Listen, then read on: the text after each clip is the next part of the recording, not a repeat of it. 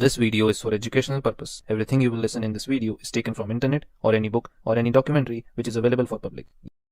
ऊपर वाले के घर देर है अंधेर नहीं, लेकिन इंडिया में जस्टिस के मामले में देर भी है और अंधेर भी।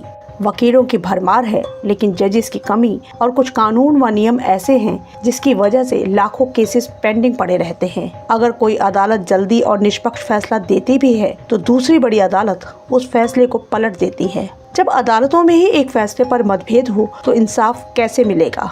कौन सा फैसला सही है या गलत, ये कौन तय करेगा? ऐसी ही हमारी आज की कहानी है, जिसमें निचली अदालत ने एक केस में काफी कम टाइम में एक ऐतिहासिक फैसले में दोषियों को कड़ी सजा दी, लेकिन ऊपरी अदालत ने सारे सबूतों को नजरअंदाज करते हुए दोषियों को बरी ही कर दिया। पर ये एक अकेला केस नहीं है। बदकिस्मती से ऐसे हजारों केसेस की गिनती समय के साथ बढ़ती जा रही है।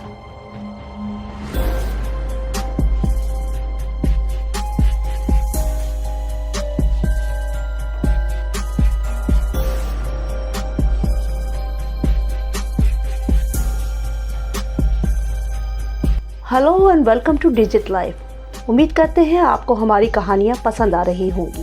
तो चलते हैं आज की कहानी पर। हमारी आज की कहानी है श्वेता अग्रवाल की। 18 साल की श्वेता असम के गुवाहाटी की रहने वाली थी। श्वेता बचपन से ही पढ़ने लिखने में बेहद तेज थी। 2015 की 12वीं के बोर्ड एग्जाम्स में श्वेता ने कॉमर्स स्ट्रीम में टॉप किया था। 30 मई 2015 को असम के लगभग हर अखबार की सुर्खियां यही थी। श्वेता अग्रवाल को हर तरफ से बधाइयां और आशीर्वाद मिले थे।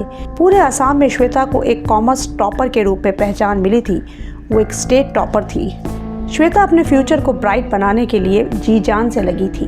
वो सीए बनना चाहती थी, इसलिए उसने गुवाहाटी के केसी दास कॉमर्स कॉलेज में एडमिशन लिया। यहाँ से वो अपनी ग्रेजुएशन कर रही थी। इसके साथ ही श्वेता आर्टिकलशिप भी कर रही थी, जिसमें छात्र चार्टर्ड अकाउंटेंसी की प्रैक्टिकल दुनिया में कदम रखता है।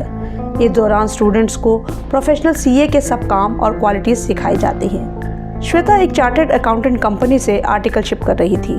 केसी दास कॉलेज से अपनी ग्रेजुएशन और इस फॉर्म से आर्टिकलशिप श्वेता दोनों अच्छे से हैंडल कर रही थी। इसी फॉर्म में उसकी मुलाकात गोविंद सिंघल नाम के लड़के से होती है। 23 साल का गोविंद उस फॉर्म में ही काम करता था, लेकिन दोनों के स्वभाव में बहुत अंतर था। श्वेता एक इंटेलिजेंट स्मार्ट लड़की थी जो अपनी पढ़ाई और कैरियर को लेकर बहुत फोकस थी। वही गोविंद एक एवरेज स्टूडेंट और एक लापरवाह लड़का था। 2017 तक श्वेता अपनी ग्रेजुएशन के 5th सेमेस्टर में थी। नवंबर दिसंबर में 5th सेमेस्टर के एग्ज़ाम चल रहे थे। 4 दिसंबर को भी श्वेता का एग्ज़ाम था। सुबह 8:30 बजे वो घर से निकलती है, एग्ज़ाम देती है। वो एग्ज़ाम के बाद 1:30 बजे तक घर आ जाती थी, लेकिन उस दिन वो 2:30 बजे तक घर नहीं पहुंची।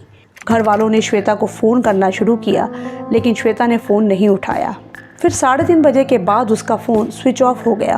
घर वाले परेशान हालत में इधर उधर ढूंढना शुरू करते हैं। शाम 5 से 5:30 बजे के बीच 2 फ़ोन कॉल्स आती हैं, एक श्वेता के फादर को और दूसरा श्वेता के अंकल को। फ़ोन करने वाला कहता है कि श्वेता की जलकर मौत हो चुकी है और उसकी लाश एक घर में पड़ी है। फ़ोन करने वाले ने उस घर का एड्रेस भी बताया। घर वाले पहले ही किसी आशंका से घिरे थे। इस फ़ोन कॉल ने उनकी हालत और ख़राब कर दी। बदहवास हालत में ये लोग एड्रेस वाली जगह पर पहुंचते हैं। ये एड्रेस गुवाहाटी के शांतिपुरा में जेपी अग्रवाल रोड के एक मकान का था। ये मकान एक वकील का था, जिसे उन्होंने किसी सिंगल फैमिली को किराए पर दिया हुआ था। दरअसल ये उसी गोविंद सिंघल का परिवार था जो श्वेता के साथ सीए फर्म में काम करता था। जब श्वेता के घर वाले उस घर पर पहुंचे तो 23 वर्षीय गोविंद घर पर ही मौजूद था। उसके साथ उसकी बहन भवानी सिंघल और मां कमला देवी भी घर पर ही थे। गोविंद की बहन ने बताया कि श्वेता किसी काम से यहाँ आई थी, पर कुछ देर बाद पता नहीं क्या हुआ कि उसने हमारे घर के बाथरूम में खुद पर केरोसिन डालकर आग लगा ली, जिससे उसकी मौत हो गई है। श्वेता की लाश देखकर उसके माँ बाप सन्न रह गए थे। उनकी हालत बहुत खराब थी। फौरन पुलिस को खबर की गई। पुलिस ने आकर तफ्तीश शुरू की। ने शुरुआती छानबीन के बाद लाश को पोस्टमार्टम के लिए भेज दिया। गोविंद, उसकी माँ और बहन से पूछताछ की जाती है। ये सब वही श्वेता के सुसाइड करने की बात कहते हैं, पर ये कहानी शुरू से ही सबको खटक रही थी। कि आखिर श्वेता जैसी इंटेलिजेंट और फोकस्ड लड़की भला अपनी जान क्यों देगी, और वो भी किसी और के घर में। पुलिस श्वेता का शेड्यूल पता करती है, वो कब घर से निकलती थी, कहाँ कहाँ जाती थी, उसके फ्रेंड्स कौन कौन थे। 4 दिसंबर का शेड्यूल भी चेक किया जाता है। एग्जाम देने के बाद वो कितने बजे निकली, गोविंद के घर कितने बजे पहुंची, यहाँ तक कि एग्जाम सेंटर से गोविंद के घर तक किस किसने श्वेता को रास्ते में देखा था, ऐसे लोगों के बयान भी लिए जाते हैं। कुल 23 विटनेस पुलिस को मिलते हैं। इन सब ने श्वेता को गोविंद के साथ बाइक पर जाते हुए देखा था। इन चश्मदीदों में एक पंकज नाम का लड़का भी था।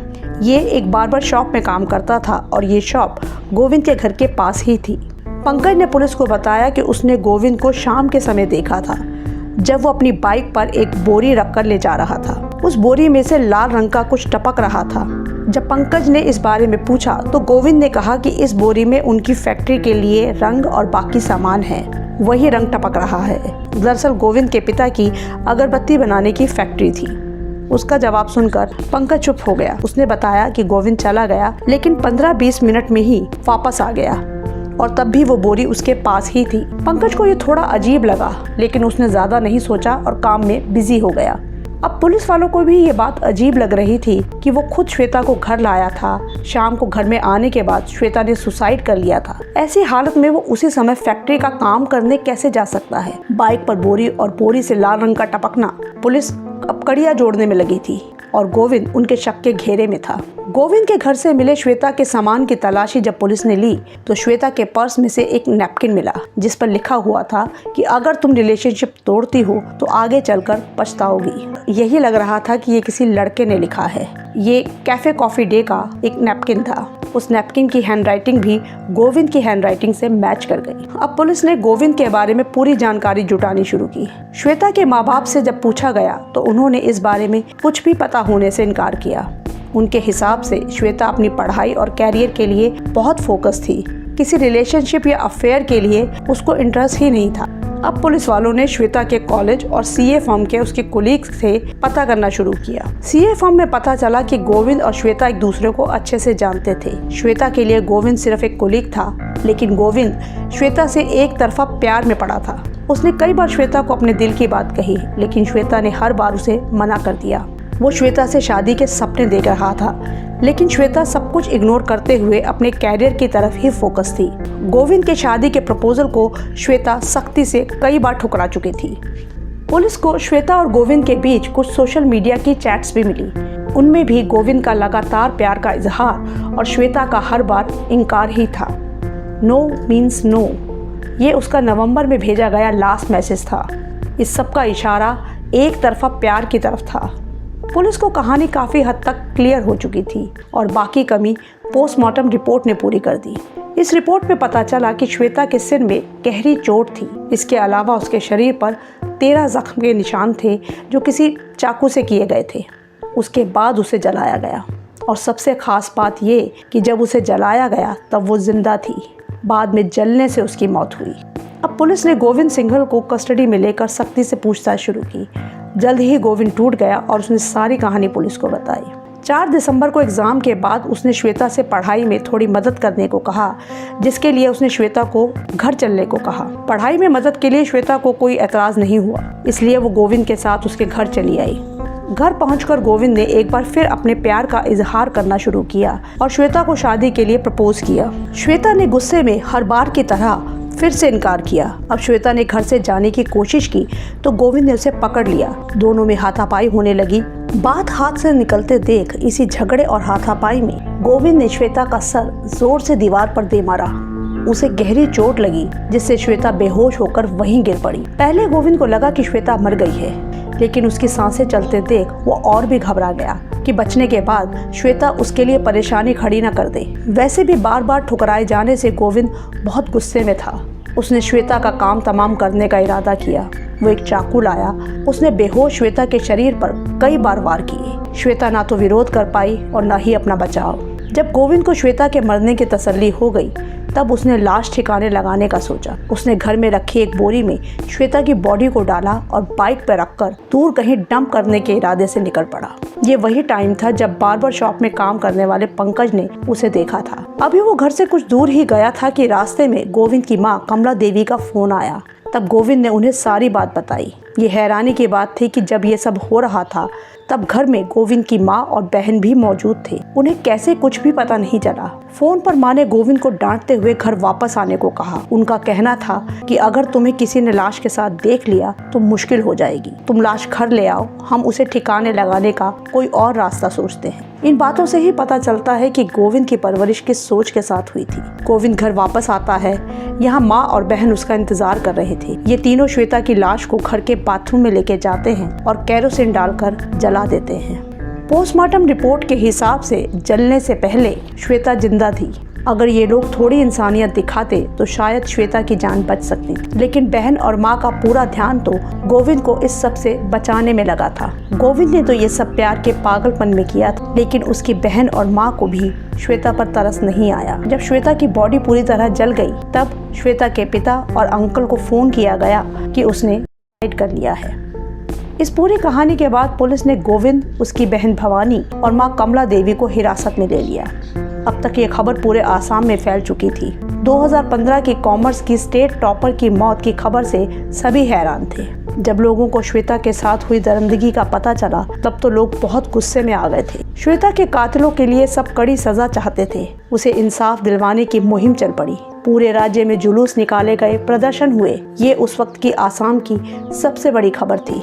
सरकार ने स्थिति की गंभीरता को समझते हुए सख्त कदम उठाए। एक फास्ट ट्रैक कोर्ट का गठन किया गया और इस मामले में जल्द फैसले के निर्देश भी दिए गए। एक तरफा प्यार में कत्ल, फिर जलाना, ये दरिंदगी की खबर सभी के लिए सदमे की तरह थी। फास्ट ट्रैक कोर्ट में 14 महीने तक इस केस की सुनवाई चली, जिसमें कुल 23 विटनेस पेश किए गए। 3 अगस्त 2019 को कोर्ट ने इस मामले में अपना फैसला सुनाया। श्वेता के कत्ल के इल्जाम में गोविंद सिंघल को फांसी की सजा दी गई, क्योंकि इस केस में बहुत दरिंदगी की गई थी। एक तरह से कहें तो श्वेता को जिंदा ही जलाया गया था। गोविंद की मां और बहन को हत्या, सबूतों से छेड़छाड़ और आपराधिक साजिश के लिए उम्र कैद की सजा सुनाई गई। ये एक ऐतिहासिक फैसला था। इस फैसले का हर तरफ स्वागत हुआ। श्वेता के माँ बाप भी संतुष्ट थे। उनका कहना था कि उनकी बेटी को सही इंसाफ मिला है। उसके कातिलों के लिए हम ऐसी ही सजा की उम्मीद कर रहे थे और उन्होंने अदालत का धन्यवाद भी किया। तीनों अपराधियों को जेल भेज दिया गया। अब ये मामला हाई कोर्ट पहुंचा। अप्रैल 2022 को इस मुकदमे का फैसला आया, जिसने सभी को चौंका दिया।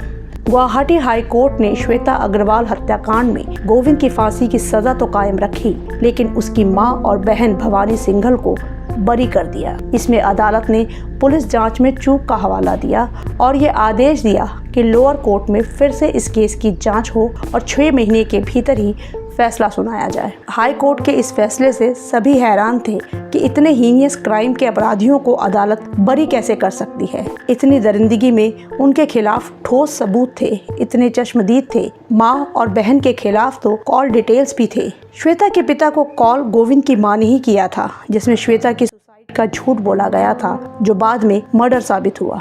गोविंद को आधे रास्ते में फोन करके मां ने घर बुलाया था। मां और बहन ने श्वेता को जलाने और बाद में झूठ बोलने का प्लान रचा था। ये सब आखिर हाई कोर्ट ने नजरअंदाज कैसे कर दिया। श्वेता के पिता ओम अग्रवाल इस फैसले से बहुत दुखी थे। उनका कहना था कि हम तो गोविंद की जल्द से जल्द फांसी की उम्मीद कर रहे थे, लेकिन कि मां और बेटी को बरी करने के फैसले ने हमारी उम्मीदों को तोड़ दिया है, जबकि वो दोनों इस अपराध में बराबर की हिस्सेदार थी। अगर ऐसा ही होता रहा तो सभी आरोपी छूट जाएंगे। अब श्वेता के पिता का ये डर काफी हद तक सच होता दिख रहा है। 12 अप्रैल 2023 को कामरूप मेट्रो जिला अदालत ने श्वेता अग्रवाल हत्या मामले के मुख्य दोषी गोविंद सिंघल की सजा को उम्र कैद में बदल दिया। हाई कोर्ट ने दोबारा जांच के आदेश गोविंद की मां और बहन के लिए दिए थे। उनको तो सजा नहीं हुई, बल्कि गोविंद की फांसी की सजा को भी कम करके उम्र कैद में बदल दिया गया। पता नहीं इस मामले में कितने मोड़ आने बाकी हैं। श्वेता अग्रवाल को इंसाफ कभी मिलेगा भी या नहीं। अगर आपको हमारा काम पसंद आ रहा है तो वीडियो को लाइक और चैनल को सब्सक्राइब ज़रूर कर लें। मिलते हैं नेक्स्ट वीडियो में।